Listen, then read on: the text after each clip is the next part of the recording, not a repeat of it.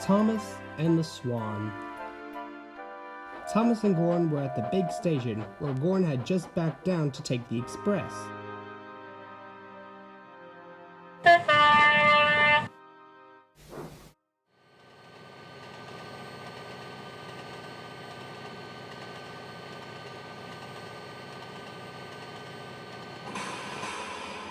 Hello, Gordon.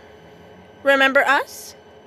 Gordon was late and not in the mood for guessing games, but he thought he recognized the voice. Pip? Or is it Emma? It's me! Well done. Emma's at the back today. Why are you here? The question was answered at once when Sir Topham had arrived.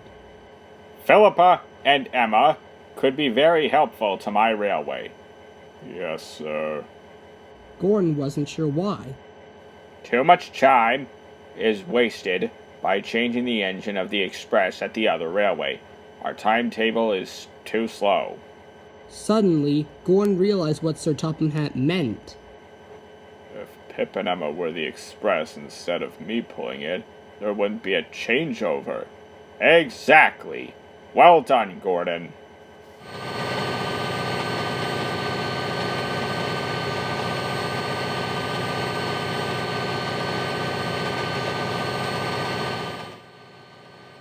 After that, Sir Topham had often saw Pip and Emma at the big station.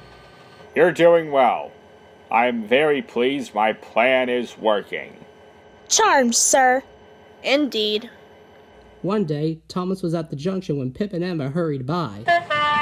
Good morning. Moments later, with a rattle and a roar, they were gone. They're a great success, and Gordon loves it. He says he can now do 2 trips in a day instead of 1. Cool.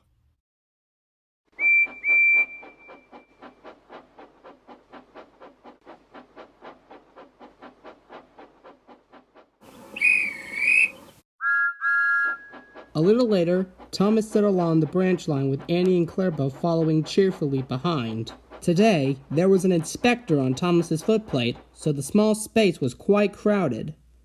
The inspector was assessing Thomas's firemen for possible promotion. They stopped at the station by the river for Thomas to take on water. While they waited, Thomas saw something white on the rails in front. Hey, what's that? What's... Just an old newspaper, I expect. Come on. Just then, Thomas saw a white neck uncurl and a yellow beak appear.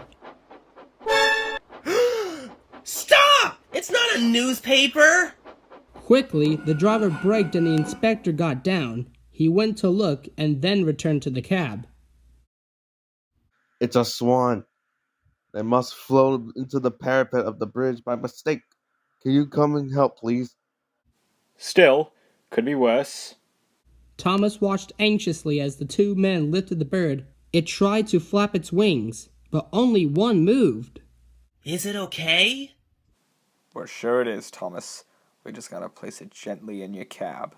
Very carefully, the inspector and the driver carried the injured bird past Thomas. Okay, easy does it. Careful. Careful. There we go. They placed it gently in a corner of the cab, and the inspector covered it with his coat. Off we go, Thomas. Be as gentle as you can. I'll try, sir. The firemen told the signalman at the river station what happened, so they had a clear run to the top station. When they got there, the inspector took the Swan in his car to a nearby vet. The vet reset the broken wing and kept the bird in his surgery garden until it was strong enough to fly. Then he went with Thomas to the river to let the Swan go free. Bye, Mrs. Swan! Word of Thomas's rescue spread fast, and soon all the ancients had heard about it. Pip and Emma congratulated him when they saw him at the big station. Gordon, too, was very proud. It's a good thing you were there for that swan, Thomas. Yeah, just think. If it had been us as the express, we would have been able to stop. And now we can add injured birds to our list of passengers.